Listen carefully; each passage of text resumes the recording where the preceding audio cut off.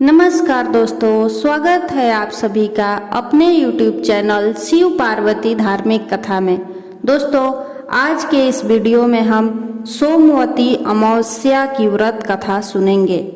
धार्मिक मान्यता के अनुसार सोमवती अमावस्या के दिन पितरों के तर्पण करने से उनकी आत्मा को शांति मिलती है। साथ ही इस दिन स्नान और दान पुण्य का विशेष महत्व है। तो आइए सुनते हैं सोमवती अमावस्या की व्रत कथा। एक गरीब ब्राह्मण परिवार था। उस परिवार में पति पत्नी के अलावा एक पुत्री भी थी। वह पुत्री धीरे धीरे बड़ी होने लगी। उस पुत्री में समय और बढ़ती उम्र के साथ सभी स्त्रियोचित गुणों का विकास हो रहा था। वह लड़की सुंदर, संस्कारवान एवं गुणवान थी, किंतु गरीब होने के कारण उसका विवाह नहीं हो पा रहा था। एक दिन उस ब्राह्मण के घर एक साधु महाराज आए। वो उस कन्या के सेवा भाव से काफी प्रसन्न हुए। कन्या को लंबी आयु का आशीर्वाद देते हुए साधु ने कहा कि इस कन्या के हथेली में विवाह योग्य रेखा नहीं है।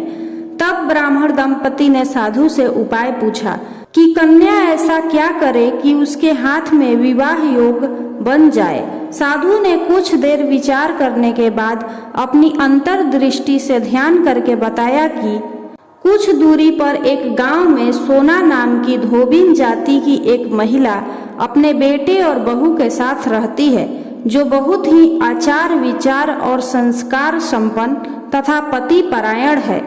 यदि यह कन्या उसकी सेवा करे और वह महिला इसकी शादी में अपने मांग का सिंदूर लगा दे, उसके बाद इस कन्या का विवाह हो तो इस कन्या का वैधव्य योग मिट सकता है।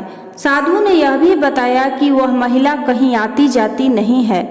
यह बात सुनकर ब्राह्मणी ने अपनी बेटी से धोबिन की सेवा करने की बात कही। अगले दिन से ही कन्या प्रातः काल ही उठकर सोना धोबिन के घर जाकर साफ सफाई और अन्य सारे काम करके अपने घर वापस आ जाती। एक दिन सोना धोबिन अपनी बहू से कहने लगी कि तुम तो सुबह ही उठकर सारे काम कर लेती हो और पता भी नहीं चलता। बहू ने कहा, माँ जी, मैंने तो सोचा कि आप ही सुबह उठकर सारे काम खुद ही खत्म कर लेती हैं। मैं तो देर से उठती हूँ। इस पर दोनों सास बहू निगरानी करने लगी कि कौन है जो सुबह ही घर का सारा काम करके चला जाता है। कई दिनों के बाद धोबिन ने देखा कि एक कन्या मुंह अंधेरे घर में आती है और सारे काम करने के बाद चली जाती है। जब वह जाने लगी तो सोना धोबिन उसके पैरों पर गिर पड़ी। पूछने लगी कि आप कौन हैं और इस तरह छुप कर मेरे घर की चाकरी क्यों करती हैं। तब कन्या ने साधु द्वारा कही गई सारी बात बताई। सोना धोबिन पति परायण थी, उसमें तेज था। वह तैयार हो गई। सोना धोबिन के पति थोड़ा अस्वस्थ थे। उसने अपनी बहू से अपने लौट आने तक घर पर ही रहने को कहा। सोना धोबिन ने जैसे ही अपने मांग का सिंदूर उस कन्या की मांग में लगाया, उसका पति मर गया। उसे इस बात का पता चल गया। वह घर से निराजल ही चली थी। यह सोचकर कि रास्ते में कहीं पीपल का पेड़ मिलेगा तो उसे भंवरी देकर और उसकी परिक्रमा करके ही जल ग्रहण करेगी। उस दिन सोमवती अमावस्या थी।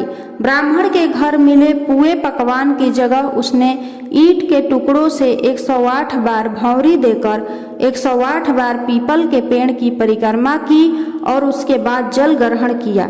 ऐसा करते ही उसके पति के मुर्दा शरीर में वापस जान आ गई। धोबिन का पति वापस जीवित हो उठा। इसलिए सोमवती अमावस्या के दिन से शुरू करके जो व्यक्ति हर अमावस्या के दिन भंवरी देता है, उसके सुख और सौभाग्य में वृद्धि होती है। पीपल के पेड़ में सभी देवों का वास होता है। अतः जो व्यक्ति हर अमावस्या को न कर सके, वह सोमवार को पड़ने वाली अमावस्या के दिन 108 वस्तुओं की भंवरी देकर सोना धोबिन और गौरी गणेश का पूजन करता है, उसे अखंड सौभाग्य की प्राप्ति होती है। उम्मीद है आपको सोमवती अमावस्या की व्रत कथा अच्छी लगी होगी। हर हर महादेव।